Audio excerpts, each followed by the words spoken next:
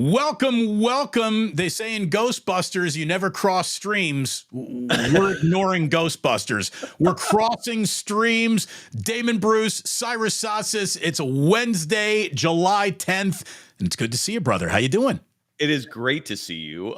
Yeah, it's another day in the week. We're in July. Dude, you were talking about an event. Do you want to quickly promote that? Like, because with you promoting this event later in the month, I'm going to learn more about it. I'm going to do my best to make it. To get out of my little cocoon of social, I don't know if anxiety is the right word, but I am a homebody. It's definitely social anxiety. It's agoraphobia. You don't like going outside. We're going to drag you outside by your bleeding fingernails, God damn it. And let me tell you when we're going to do it.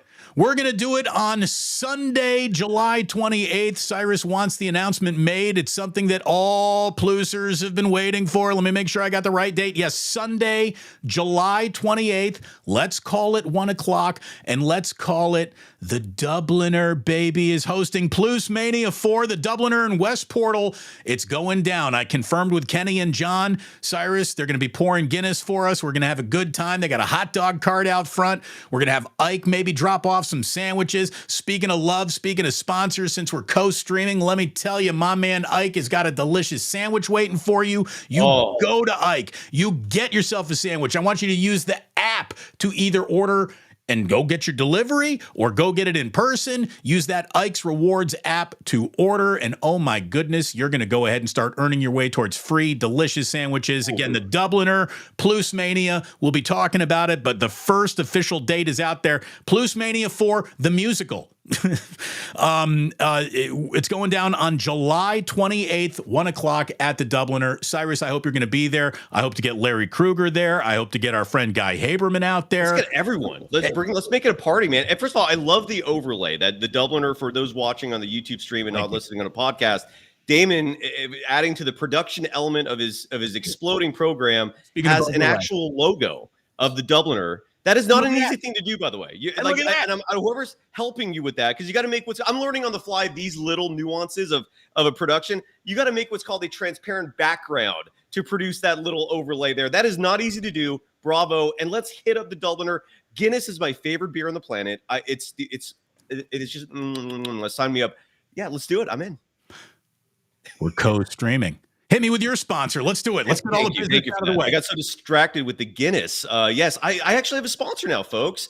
Courtesy, Golden Days is broadcasted through the Believe Network. Thank you, Believe. And Bet Online is the official sports book of Believe. Bet Online is your number one source for all your sports betting needs this season, from baseball, golf, soccer, Wimbledon that's on right now, right to all the top fights in UFC, MMA, boxing, so much more. Every stat, every matchup, even live odds and spreads while the games are being played.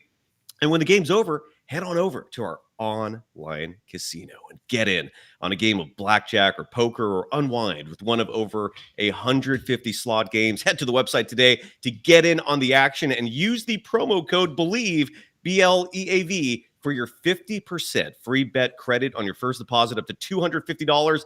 Bet Online. The game starts here. I mean, that read needs to be at least 9 minutes longer than it was. Jeez. What was that? 60, 50? That was solid. That was solid. And here's what I'm talking about right here. Clarence Beek saying, Irish bar, you know your audience. Yes, we do. It's an Irish bar. It's a sports bar. It's a neighborhood bar. It's what a bar needs to be. Mm-hmm. It's got the nice touch, Cyrus, of local high school football helmets. I like that. I like local high school football helmets in my bar. By the way, the Golden Days logo is now officially up there. You can thank my IT department, Jillian, for making that happen. Ike, we did that yesterday. Jillian went to a Blink-182 concert at Chase Center last night. She didn't come home too drunk, but she had a hell of a time. For us old folks, Blink-182, man, I think they still rock and roll. I don't think they're dated yet. There was like a recent a debate about them on social media regarding whether or not they're officially dated, and part of the now what's called old man music or old woman music, to not be gender specific. But dude, Blink-182 rocks and rolls. And as the old adage goes, Damon, behind every good man is a good woman. Without a doubt. She's in front of me. I mean, she's not behind me. I literally would be screaming the show from my front porch if not for Jillian. So we thank her.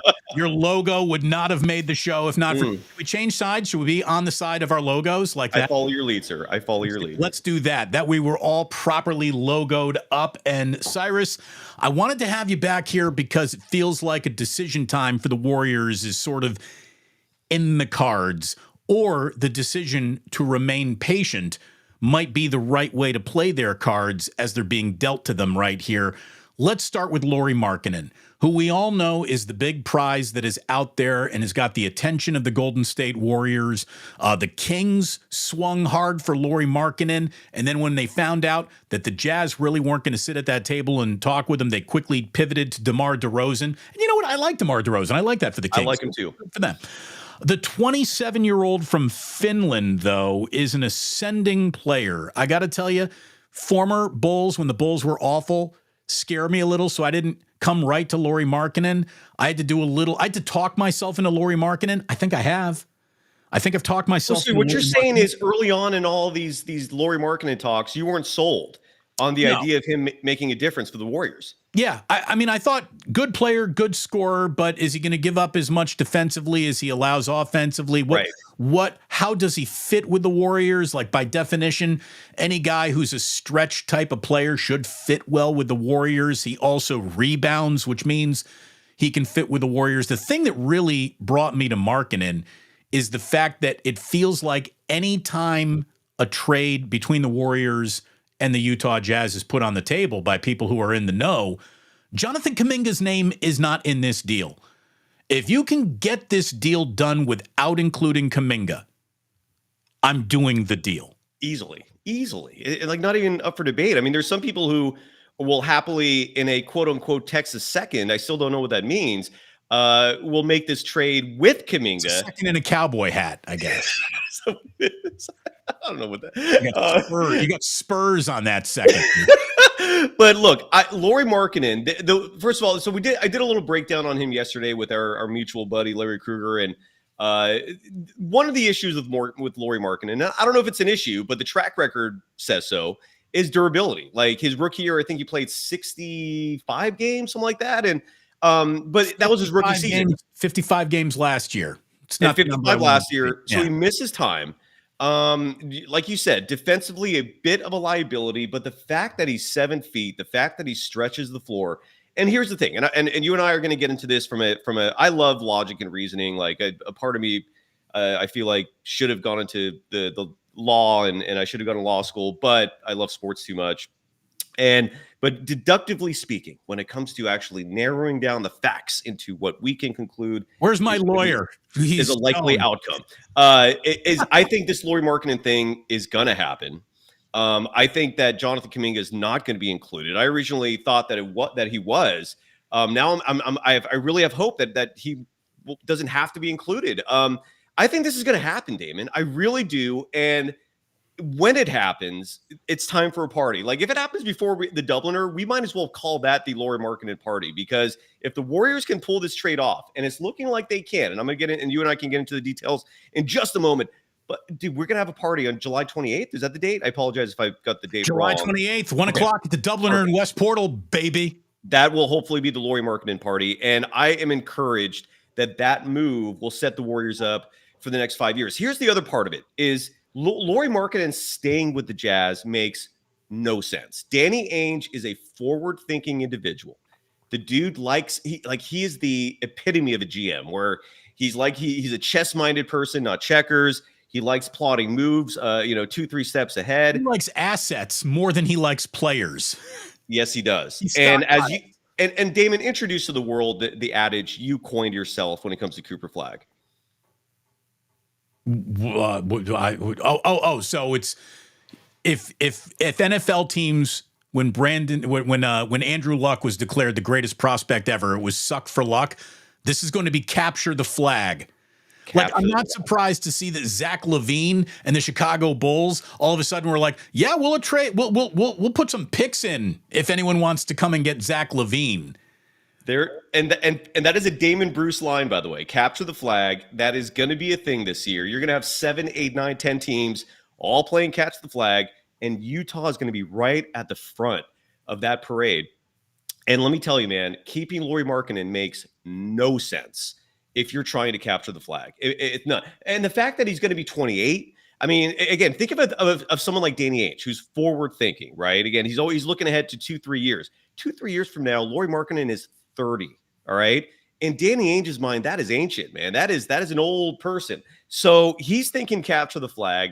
He's thinking what's the next generation of Utah Jazz basketball. And to me, like all the signs, and we'll get into this, indicate that he's going to make a move. And let's hope the Warriors are a part of it. And yeah, I'm excited, man. I'm with you. I like Lauri.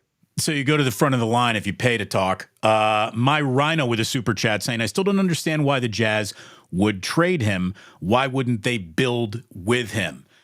Well, I think that good question. Well, I think you just kind of answered it before we even got to the question, my Rhino. It is not the Jazz's time. And Danny Ainge is a meddler. He's a tinkerer. I think he tinkered to get Markkanen. I think he would want to keep him.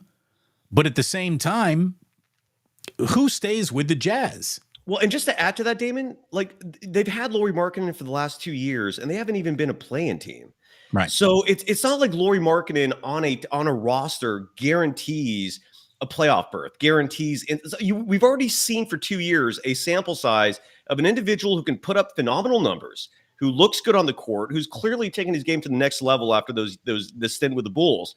But he's not someone who single-handedly, like let's say a Wemby, like let's say, the game's all-time greats, the Giannis's, and like he's not at that level where he can carry a team on his back to success. He's proven that. He's a great other guy. Yeah. He can't be the guy.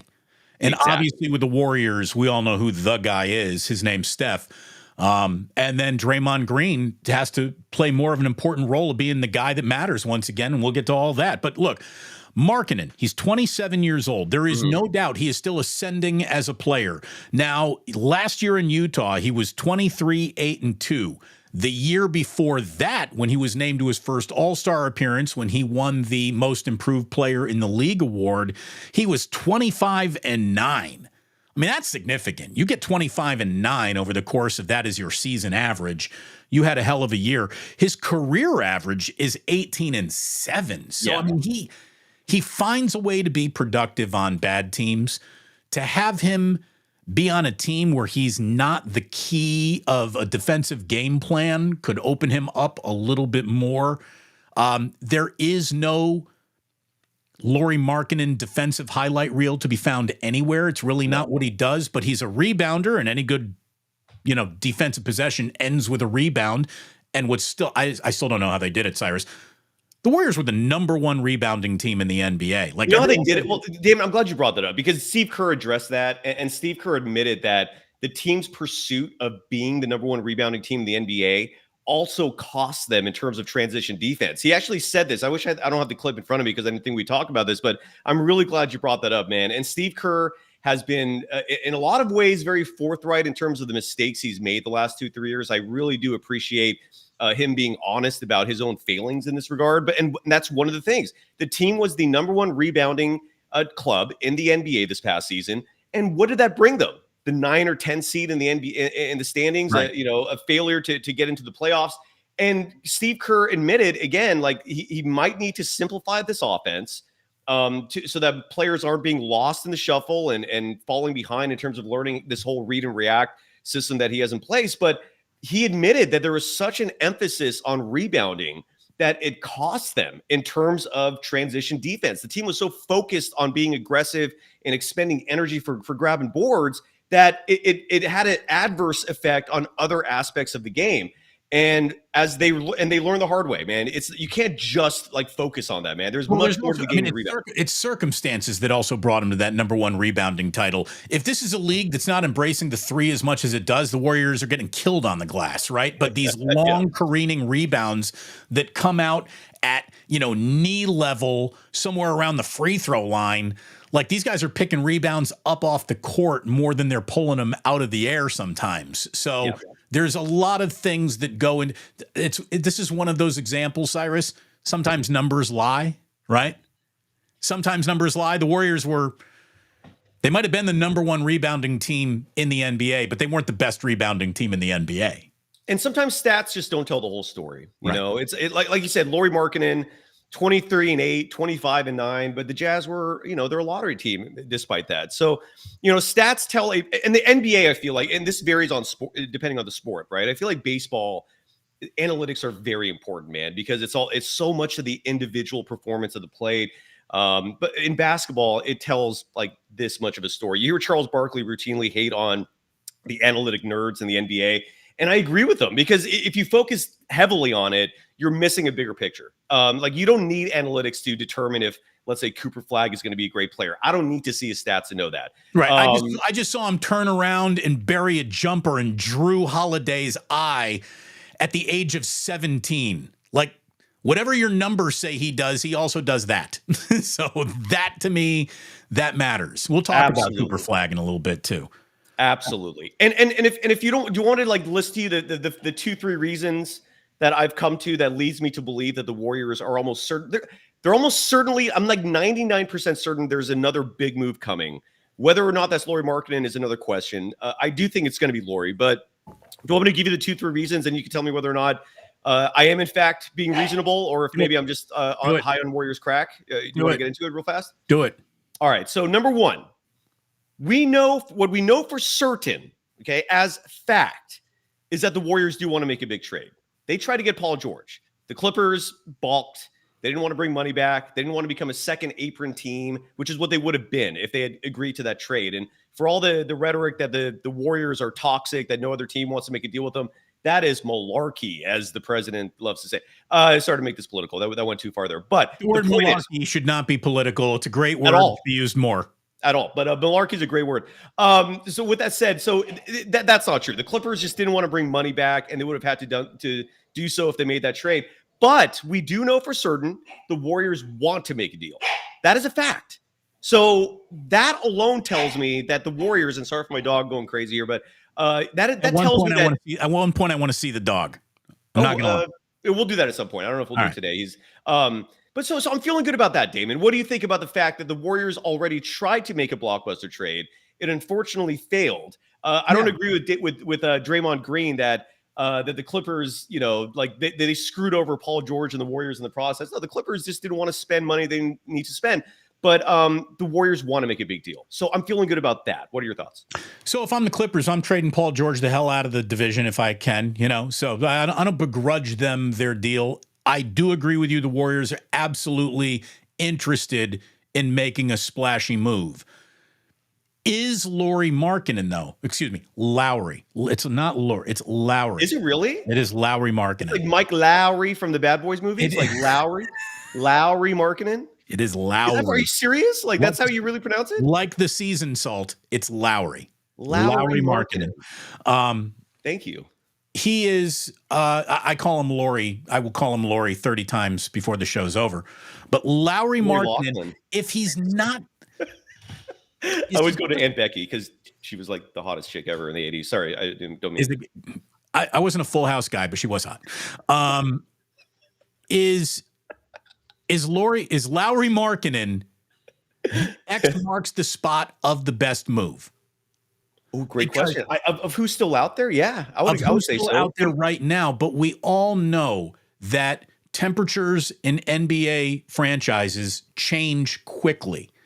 And if you were to be patient due to some contractual minutia going on in Utah, if you were to be patient and not try to add Markkanen in the offseason, but rather wait for the trade deadline, what might also materialize between now and then? And maybe patience is the right way to go. And if you really look at what the Warriors got, again, there's not a lot of sexy there, but serviceable, competitive basketball, I think, can be found in the as-is Golden State Warriors, certainly for half an NBA season anyways. You think so? I think that they can tread water. I do, because no team in the league even gives a fuck about its first month. Not one of them. And most teams have now extended that into 2 or 3 first months. You got teams not even trying to play defense until we get to Christmas. So if the Warriors decided we're going to come out this year, we're going to play some defense, and we're going to do it from October through Christmas, they would stand out in a everybody's jogging slowly into the league year. The Warriors can't afford to do that anymore. That's true. So Anthony Slater, let's talk about the complications for Markkanen and why when we do get together for PluceMania 4 at 1:00 on July 28th at the Dubliner and West Portal, they will not have done a deal for Lauri Markkanen by then. That won't be a Lauri Markkanen victory party at that point in time.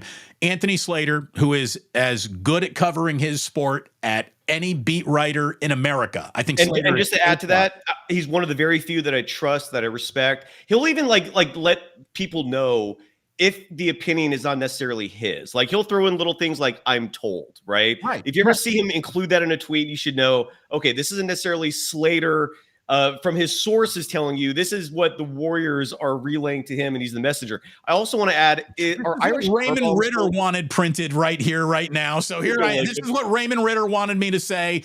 I'm not saying it's the truth, but this is what the Warriors wanted out there. The great Raymond Ritter, or Joe Lacob. And when you see sources, I'd say 8 times out of 10, Joe Lacob's a source. But are Irish car bombs still a thing, by the way? Yes. To drink. Yes. I'll do one if you do one at the Dubliner, by the way. I haven't done one of those in like 15 years, 20 years. That's where you drop the shot into the Guinness. Oh, yeah, dude, if you want to do, let's drop shots into beers and drink them. Oh, yeah, dude, we should do a couple Wisconsin lunch buckets. We could get funky if you really want to. Let's get funky, man. I'm down. July 28th. But yeah, go ahead. Sorry, man. I didn't mean to interrupt you. Anthony Slater. Hey, whenever you got to talk Irish car bombs, we'll stop what we're doing and go with that. We are not animals. This is from Slater, straight up reading right out of Slater. Markkanen, as several have chronicled, becomes extension eligible on August 6th. He's on an expiring $18 million contract and due for a large long-term raise. There are several within the league who have grown more convinced that the Jazz, after exploring Markkanen's trade market, plan to negotiate and extend Markkanen. If they do that, they will be forbidden trading him for 6 months. Oh. It would take Lauri Markkanen off the trading table for 6 months, and if the extension is signed on August 6th, the trade deadline 6 months later is February 6th. So don't want that. No. So that would take Markkanen off the table for 6 months. If the extension is signed on August 6th, it would bring him back into the mix on February 6th, which is the exact date of the trade deadline. If Markkanen waits to extend an extra day, if he extends with Utah after August 6th, he cannot be traded. So we've got a deadline. We have a deadline. So, and that leads. Hold on. So the Warriors will not be operating with any type of urgency, writes Slater. They're waiting for an answer on Markkanen, believing a level of clarity will arrive on August 6th, at least considering the contractual dynamics.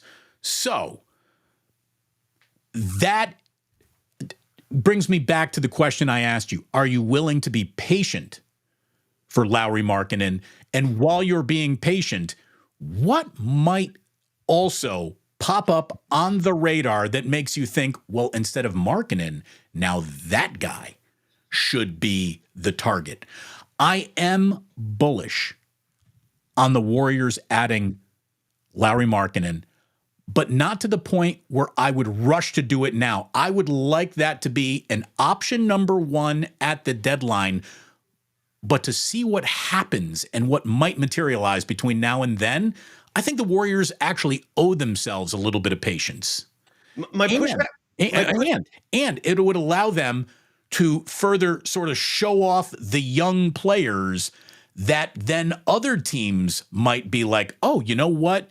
We will overpay for Brandon Pajemski, just a name out of the hat. And I like Brandon. I don't want to see him go anywhere. But, but if he were to come out and play really, really well and is now seen as a different asset around the league, maybe it helps the Warriors make the trade that today isn't even revealing itself. My pushback on the delay thing is one of the biggest reasons why you're going for another star player, whether it's Lauri. Lauri. I cannot get that out of my head, man. That is, you blew my mind with that pronunciation. Lauri Markkanen. A huge reason they're pursuing him is because of Steph and Draymond. They're not getting any younger, right? If Steph and Draymond weren't still on this team, the Warriors are in rebuild, like full on. The only thing preventing that is the fact that it would be a colossal disservice to Steph to delay trying to get him a fifth ring, to delay trying to pursue championships, because Joe is constantly big picture in terms of the goal, right? He wants trophies, he wants championships. He's the next Eddie D. Again, if you're a Warriors fan, do not take for granted for a second that the Warriors have an owner whose entire mentality is winning. Most owners are not like that, and most owners are not willing to be aggressive to make that happen. Joe Lacob is, and that's huge. So going to your point about waiting, about being patient, I think there's a limit to that, simply because if you wait 6 months, that's 6 months of Stephen Curry's final era of his career where you're asking him to play with subpar talent around him. And you're putting him in this position like 2020, to me, if you're the Warriors, 2020 has to be a great fear, because as currently constructed, the Warriors are a Stephen Curry injury away from being that. From the Eric Paschall season? Yeah, exactly. Exactly. Just being irrelevant, from where Kyle Anderson becomes Glenn Robinson III, where Buddy Hield is your Alec Burks. Like you're that close to. You just got to ask Jordan Poole to pick up the slack. Yeah, there is no Jordan Poole. So that's why I don't know if the Warriors would take that approach, because if you're going to take that approach, I mean, then what the hell is the point of doing any of this? You might as well start planning for the entire next step, and you might as well blow this thing up and rebuild. That's my opinion. I could be wrong on this. But another reason why I think the Warriors are trying to act now, which leads to point number 2 of my deductive reasoning for why I think the Warriors are going to take action sooner than later, and why I think this big trade is going to come sooner than later. And I do have some other names for you besides Lauri, if you want to get to that. And we'll get to that in a moment if you want. But we know for a fact, Damon, that the Warriors want to trade Andrew Wiggins. This is no longer speculation. This is no longer, a what if. There's no longer a conflict between Kerr wanting to keep his boys together and the front office realizing Kerr's not worried about Wiggins and Team Canada stealing gold from them in Paris. No. He's worried about Wiggins getting hurt, and they want to trade his ass. Correct. And he was going to be involved in that Paul George trade. And that's why they pulled him from Team Canada last minute. But so we know for certain they want to trade him. And and I think Anthony Slater also reported this. Correct me if I'm wrong if it was Slater, that part of the holdup for this Lauri Markkanen trade is that, as we all know, Danny Ainge loves his picks. He loves assets. And the Warriors can only offer 2 first-rounders and a pick swap. And in Danny Ainge's mind, even if you include Moses Moody, which I'm certain is going to be the asset that's moved in this trade, for a lot of reasons, chief among them, Steve Kerr just doesn't like him that much. I mean, if he did, we would not be seeing Corey Joseph last year taking Moses Moody's minutes. So Moses Moody's probably going to go in this deal.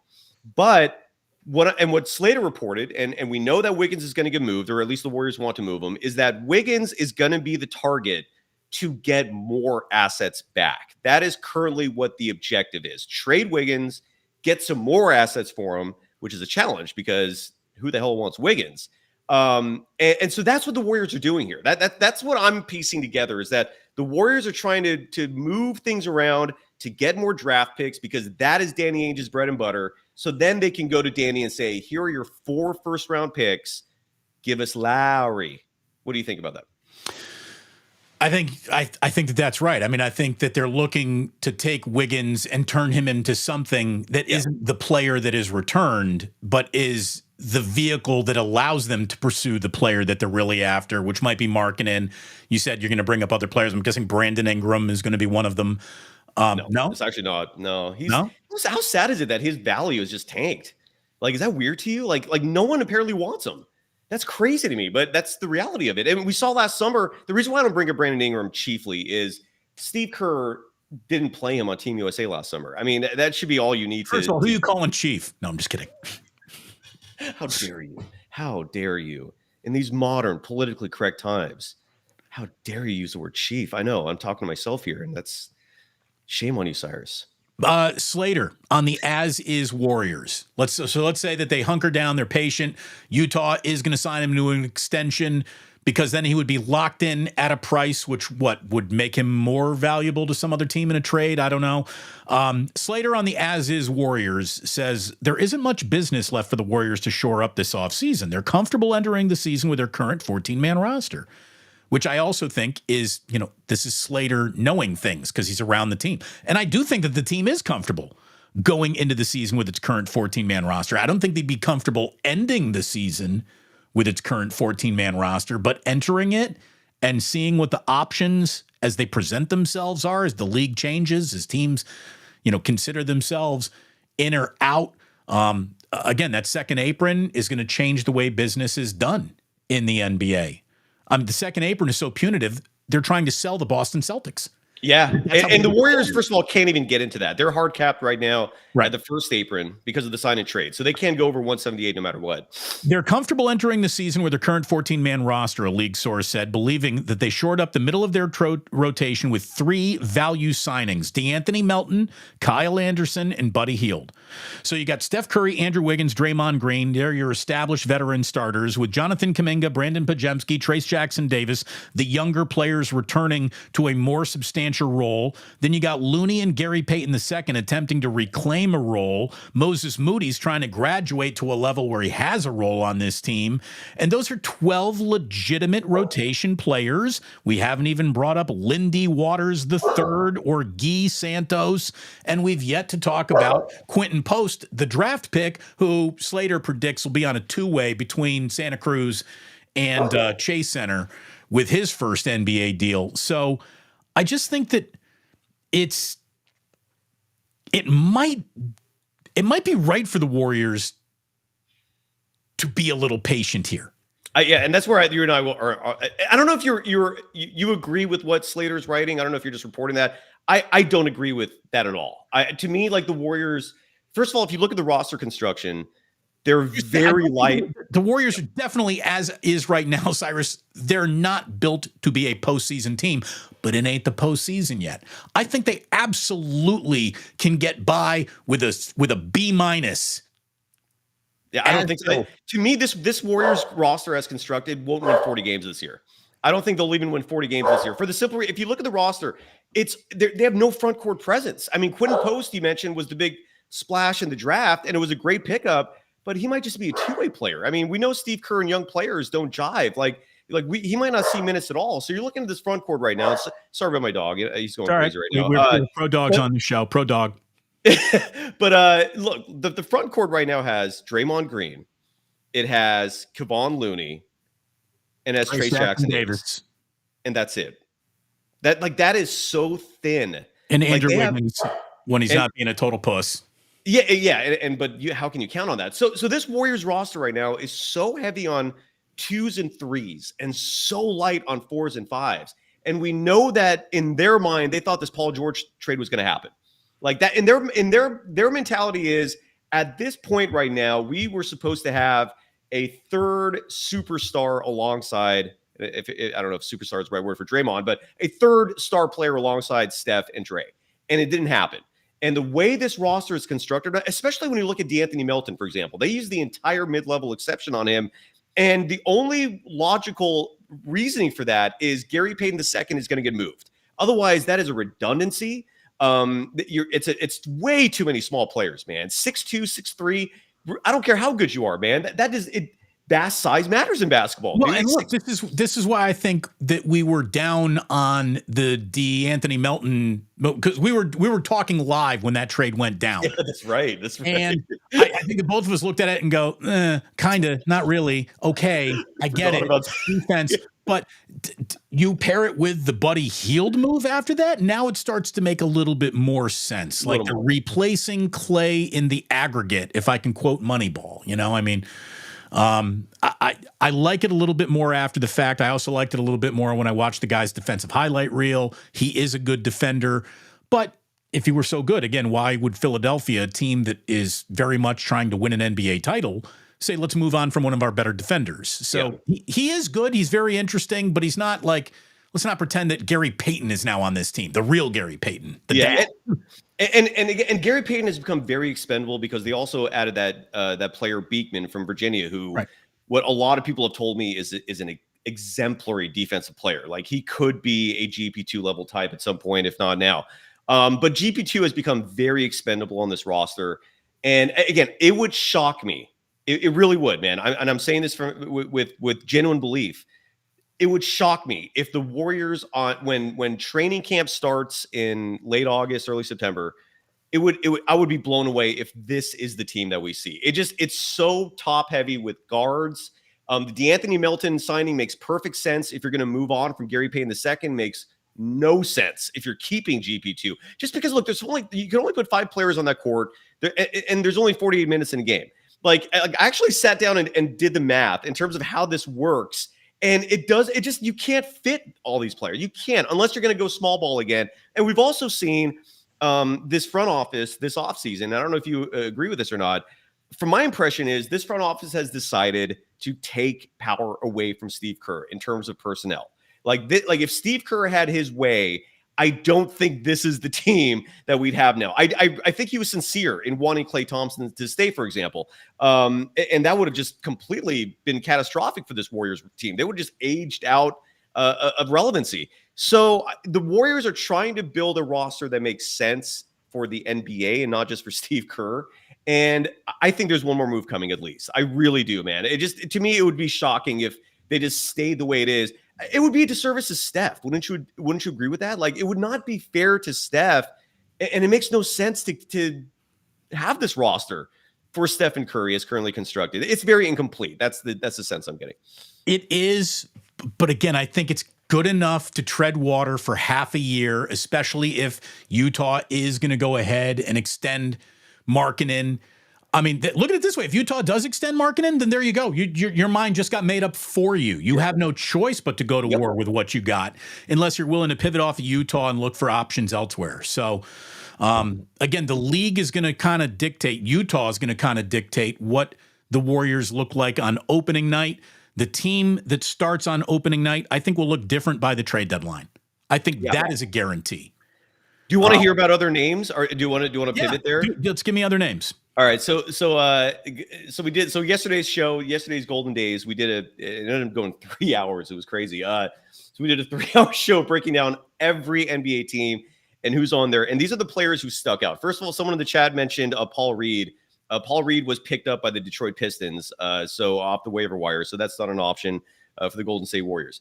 Here are the players who the Warriors could, in theory, pursue if Lauri Markkanen falls through. Cam Johnson of the Brooklyn Nets. Your thoughts? Interesting. Sure, we can talk. Yeah. Kyle Kuzma of the Washington Wizards. What else you got? And then the Portland Trailblazers, DeAndre Ayton and Robert Williams III, a.k.a. Time Lord. Would the Warriors figure out how to use DeAndre Ayton? I don't know. That's a good question, but he would. I personally prefer Robert Williams. I think he would be a much better fit. He's cheaper. He's not a head case. DeAndre Ayton, man, you're rolling the dice. Yeah. You know, it would be a good test for Steve Kerr. I think if you're going to challenge your head coach, you're paying him more than anyone else. I think that would be awesome, right? Steve, do your job. Coach him up. Do your job. If you were able to coach up JaVale McGee, you should be able to work with this show. I mean, with all due respect to JaVale McGee. So physically speaking, DeAndre Ayton is him. It's all this, right? I mean, we don't know what we're getting with the mental part of it, but and that's the extent of it. I mean, those are some other names. I don't know. There are other options, but none are nearly as impactful, as sexy. The player that might fit the best hasn't even been identified yet. Is the way that I would look at this if I were Mike Dunleavy. So the secret of this offseason that no one wants to talk about, the mandate of this offseason was get under that second tax. Yeah, and they did. It wasn't go get Steph Curry, the guy he needs to win. It wasn't keep Klay Thompson. It wasn't anything else other than get under that incredibly damaging second tax. So I think the Warriors have kind of mission accomplished. So you don't think winning is also a goal? Like you think winning is like a second place? Sure, but I think they're willing to sort of like kick that can down the road just a little, because now they needed to get their finances under control to be able to make the move that you want them to make to start the winning again. They got it kind of handcuffed to who they were, not only conceptually, but financially. And now those handcuffs, if they're not all the way off, they've been loosened to the point where now Mike Dunleavy can do a couple of other things. But we saw those other things. The moment I saw DeAnthony Melton, that's when to me, like that made no damn sense, except for that being part one of like a 5-part transactional offseason, including GP2 being moved, hopefully for Lauri Markkanen, because of that expiring deal is attractive to other GMs. I also want to mention in the chat, Sengun is another name we talked about. That's more far reaching. Like, I don't know how available he is, but I do think it's a possibility because, and also I forgot one other name, Jared Allen of the Cleveland Cavaliers. Those are two other names. Sengun is more of a reach. I don't know if the Rockets are dying to get rid of him, but they also saw last year, maybe they're going to need another season of observation, but they saw last year when he's not on the court, that Rockets offense and defense picks up a pace. You're not as slow. You're allowing other players to take control. Jalen Green being a perfect example. So Sengun could be out there. Jared Allen, though, is another realistic option. I forgot to mention him as well. I would love him in the Warriors, dude. He's a good guy. He's a great player. So those are some other names. I mean, I wonder if, Kenny Atkinson's going to get to Cleveland and talk about how I don't want to take a center that I'm familiar with off the board. Because remember, they got experience together from Brooklyn. Their time together in Brooklyn. But the other option is you keep him and Mobley on the roster together, and that's already shown it doesn't work. Like that, like you have a logjam there, just like the Warriors have a logjam with Wiggins, Kuminga, Moody. So and now you got Lindy Waters. The Warriors are a mess. I don't think this roster is complete. I really do believe that. It would shock me if they stick with this. I guess my argument would be if you decide as a franchise to play defense, your roster's not as incomplete as you actually think it is. That's fair. And if the Warriors have enough sack in them to come out and really, man to man, change the way they think about defense, I think they got enough to tread water to the deadline and see what doesn't change in the NBA between now and then. What player decides, I'm done with my franchise, I'm out, I'm done, I don't like it here anymore, because that always happens. It always happens. The guy that doesn't sound like he's going to become available becomes available somehow, some way. And again, I like Markkanen. I do too. But not so much that I want to push all the chips in right now, and the next 6 years are about what is Lauri Markkanen. Well, here's the thing. I would for this reason. You're making Steph happy. He's a borderline perfect fit alongside Steph and Draymond. And if you can keep Podziemski and Kuminga, he's also a perfect placeholder for the transition from Steph and Dre to Podziemski, Kuminga. He's that perfect age. Like, he is what Wiggins was supposed to be. And that's undoubtedly how they saw Wiggins when they gave him that extension before Wiggins reminded the world, oh yeah, this is who I really am. Thank you for the anomaly. Thank you for the check. And now back to the show. So yeah, to me, Lauri makes perfect sense. I think it's going to happen, Larry. Damon, I really do think it's going to happen. I think Lauri Markkanen is going to be on the Warriors. I just think right now the Warriors are tasked with appeasing Danny Ainge, who wants clearly he saw that Mikal Bridges package. He was like, I want that. And I want 5 first rounders. Yeah, and Warriors don't have that right now, and they're doing everything they can to get that together. And Moses Moody seems like the perfect fit, him and either GP2 or Looney, to make the numbers work. I really think it's going to happen. I am optimistic that Lauri Markkanen will be a member of the Warriors. I really do, because I just Danny, and I'm basing this again from the two things I pointed out. The Warriors are ready to make a huge trade. Andrew Wiggins is on the block, and Danny Ainge, Lauri Markkanen, as crazy as this sounds, but Danny Ainge has that Leonardo DiCaprio vision when it comes to talent. He wants him young. He wants him. Sorry, but I hope the metaphor makes sense. But the point is, Lauri Markkanen is he's too old. He's too old for Danny Ainge's vid. Danny Ainge wants Cooper Flag. He wants picks. Lauri Markkanen in 2 years is 30, which is the equivalent of 25 to Leonardo DiCaprio. And like, so, hey, Leo, they're all models. Why are you checking IDs? Yeah, so that's my feeling on it. Do you want to talk Team USA? Is it too soon, or do you want to stay on this? Yeah, I actually got to get going. I got a call that I got to get to in a little bit here, Cyrus. But, no, it's a business thing. It's not a I'd rather be talking to someone else thing. Again, has everyone liked and subscribed to both channels yet? Because we are streaming. We are co-streaming. Cyrus, what is the name of your channel? So someone who's watching over on Damon Bruce Plus, they can just immediately Google the name of your channel and go subscribe to it. I got the logo here. Damon, thank you for adding that for the dual stream. The show is called Golden Days. If by some chance, you can get her an Irish car bomb at the at PluceMania. July 28th. Well, we got to make this a weekly thing, man. You and I got to figure out like a 1 day a week. We got to do this weekly, dude. I mean, it's give the people what they want, Damon. That's my motto for my philosophy of broadcasting. Give the people what they want. So July 28th, you and I will be downing Irish car bombs. And if you want to follow Golden Days, if by some chance you look up Golden Days, days spelled like Dazed and Confused, one of the greatest movies ever. Add the word Warriors after it, and it'll pop right up. So yeah, subscribe, hit the like button, and same for Damon Bruce Plus. Damon Bruce, plus. Very French. Very, very French. Speaking of very French, Kawhi Leonard is pulling out of Paris already.